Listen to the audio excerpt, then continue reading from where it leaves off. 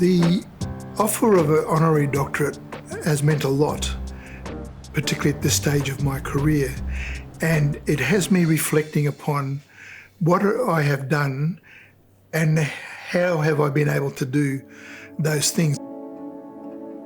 It might be hard to believe, but I was very shy as a young child. But once I got to high school, and I was very good at sports and I was doing well academically, I didn't have to do a lot of study, grew a lot of confidence. At the time I finished high school, I had absolutely no idea of what career I would be looking for. And I think it was quite obvious at that stage, the minute that they see that you're black, there wasn't much chance of being able to get that job. The only way I found my way into decent employment was when I was approached by the Commonwealth Government to go and work in their Aboriginal employment section. Joining the Commonwealth when I did was at the time that the Whitlam government came into power and they created the new Department of Aboriginal Affairs. In Canberra, I met up with a lot of very, very important Aboriginal people. You know, we were all working together, talking together, sharing the stories. It became very clear that people saw a common problem about the legislation they were working under and the fact that they didn't have control of their lives.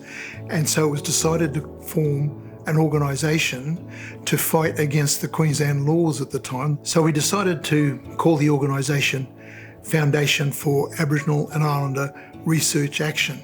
We immediately set about trying to change the Queensland Black Acts, and we were successful. It took about 7 years. FAIRA still continues to make submissions to human rights treaty bodies at the international level to hold Australia to account as to whether it's fulfilling its international obligations. There have been so many achievements that I've seen over the last 50 years, so many changes.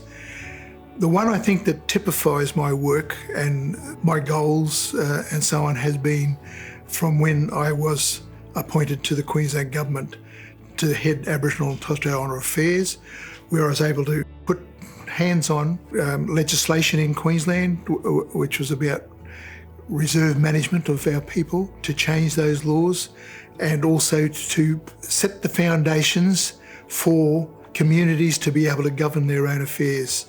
And that's really what this Declaration on the Rights of Indigenous Peoples is all about, self-determination, which includes the right to be able to self-govern, the right to autonomy and so on. The adoption of the Declaration, of course, is a very proud moment. I think anyone would be proud if they were able to take the podium at the General Assembly and address the world on the issues, and I tried to make an effort with my speech to say the things that really mattered for Indigenous peoples. Receiving this award, I think, is a message to other people who are committed to the pursuit of justice and equality for Aboriginal and Torres Strait Islander peoples, to say that your work will be respected.